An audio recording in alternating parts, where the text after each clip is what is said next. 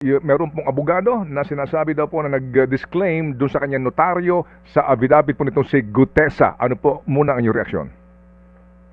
Well, kailangan patawag itong abogado na ito at magpaliwanag din si Gutesa paano nangyari ito. Dahil hindi biro, no? Forgery, falsification of public documents.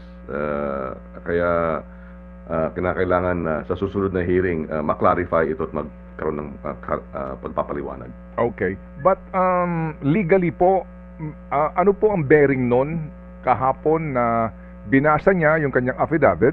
Ano po, at siya po nanumpa naman bilang isa po sa mga testigo po ninyo kahapon in the Senate sa usapin po ng laman ng kanyang binasa sa record po ng Senado? Well, kung totoo na kasi nga may allegation na hindi siya. No, that's why we have to get that on record. Kasi pag na-establish nga na hindi siya yun,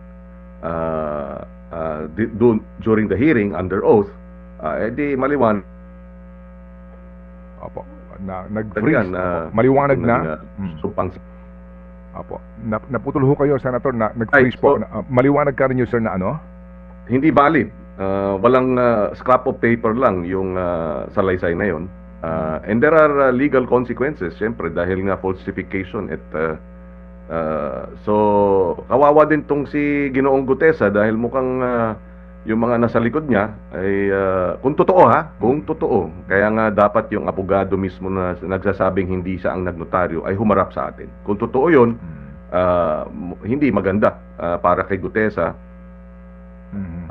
At kailangan din niyang magpaliwanag. Okay. Nagpatawag ba ng ngayon emergency meeting man lamang ang komite para pag-usapan ito? Kasi sir, alam niyo ho, malaki sa pananaw po ng iba na yung implikasyon nito sa kredibilidad ng ginagawa pong investigasyon ng Senado as an institution.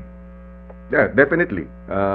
Kung merong pagsisinungaling at hindi ito inaksyonan ng ating ng komite, malaking impact nito sa imahen at sa institusyon bilang Senado at yung tiwala, hindi ba? At yung respeto sa atin bilang isang komite ay maapektuhan yan. Kaya really it has to be addressed. And I'm sure naman si Senator Ping bilang chairman ay gagawa ng paraan para matiyak na maayos ito. Walang emergency meeting, but in fairness to Sen Ping naman, he keeps us informed of these developments. So, ipa-follow up din natin sa kanya. Sabihin natin na-interview tayo. At syempre, marami rin nagtatanong sa atin, ano nang mangyayari dito sa testigong ito.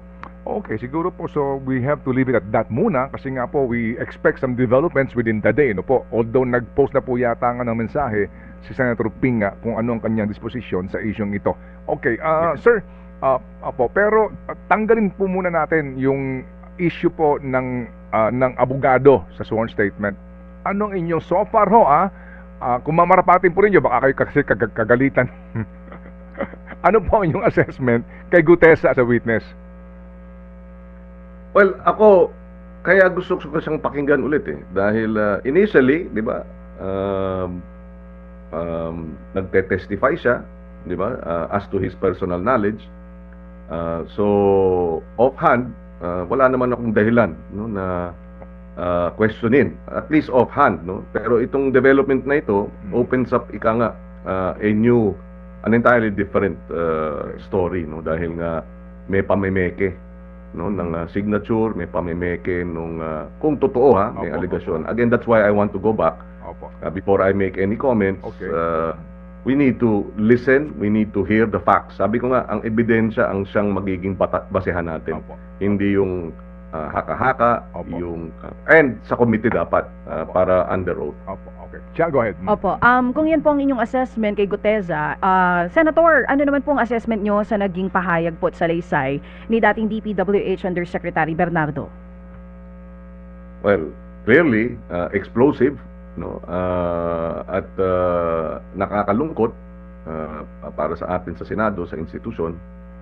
And well, offhand, ang nakita ko ring dagdag na interesting na mga probisyon doon sa kanyang salaysay ay lagi niyang sinasabing handa pa siyang mag-submit ng supplemental budget. Supplemental statement. Supplemental. Nahihilo na rin si Senator. Supplemental insertion. Oo. Handa pa rin siyang gumawa ng supplemental insertion ng affidavit. Okay lang po, okay lang. So parang sana, di ba? Over the weekend, ayusin na nilang yung pinaka-affidavit nila. Mahirap itong hulugan eh. Di ba? Parang by installment. Kasi hindi natin makikita ang buong picture kung supplemental affidavit ng supplemental affidavit. Kasi dapat the whole truth. Di ba? And so, yun ang ano natin sa kanya, no? Hindi naman pwedeng tuwing nagte-testify siya, dadagdagan niya yung kanyang so I will bring this up actually with the chairman of the committee. Wala namang problema. And then siguro dahil madalian, di ba? Itong proseso, which is also good na kinakailangan talagang hindi na de-delay. Yun nga lang, nagiging patse-patse o hulugan itong testimonya. But we will raise this with the committee chairman. How do we ensure na buo na, di ba, yung kanyang testimonya? Hindi itong meron na tayong pinupuntahan dito, biglang pakanan na tayo, biglang may supplemental affidavit. Oh, pakaliwa naman ngayon, di ba? Mahirap din for the committee and the public, no, pagka ganitong hulugan ang pagkwento. Kahapon din po merong binabanggit itong si Yusek Bernardo, in his own words mismo ang sinasabi niya, naging instrumento ng kasamaan. Medyo mabigat po, no, yung pag-amin niya kahapon kasi meron siya mga ilang detalye na i-share, and even himself mismo sinasabi niya kasangkapan siya dito sa nangyaring malawakang korupsyon na ito, kung totoo man, ano. Meron na po ba dapat na gawin ang Senado dito and even yung ibang agencies ng gobyerno para po, di ba, mahumupa naman po yung galit ng ibang mga Pilipino na parang puro na lang hearing, wala naman nangyayari? Well, totoo yan. And kaya siguro agad-agad na may mga pagkilos ang NBI na magsampa nitong mga complaint. But in the end, at ako rin ang Committee on Justice chairman sa Senado. At 2 days ago, humarap yung hudikatura sa akin. No? Andun ang sina Supreme Court Justices Gairlan, Lopez, Villanueva, sino pa ba? Marquez. Apat sila. And then yung court administrator, si Justice Alameda, no? So they were all there dahil sa budget ng judiciary, and tayo ang nag-conduct ng hearing. Nandun si Sherwin Gatchalian, Senator Gatchalian, as chairman of the Finance Committee. At sinabi ko sa kanila, ang punot dulo nito, ang taong bayan, ang bitiw na salita, wala namang nakukulong, wala namang pinaparusahan, wala namang nasesentensyahan. Tulad na lang ng ibang matagal na plunder cases, hindi ba? Kung mauwi rin sa ganun, kaya nga, hindi naman kasamahan natin sa Senado ang aking pinariringgan. Hindi. Ang aking statement nun ay tungkol sa hudikatura. Dahil nga, yun ang daing ng taong bayan. Wala namang, in fact, 47% ang conviction rate ng Sandigan Bayan. Hindi ba? Dapat anti-corruption court yan. Ibig sabihin, wala pa sa kalahati ng mga nasasampahan ng kaso ang nako-convict. Ayun, yun ang punto natin. Until mabilis ang paglilitis, mabilis na mapaparusahan at nakukulong, hindi itong 15 taon, 20 taon, hindi pa tapos yung paglilitis, mauulit at mauulit ito.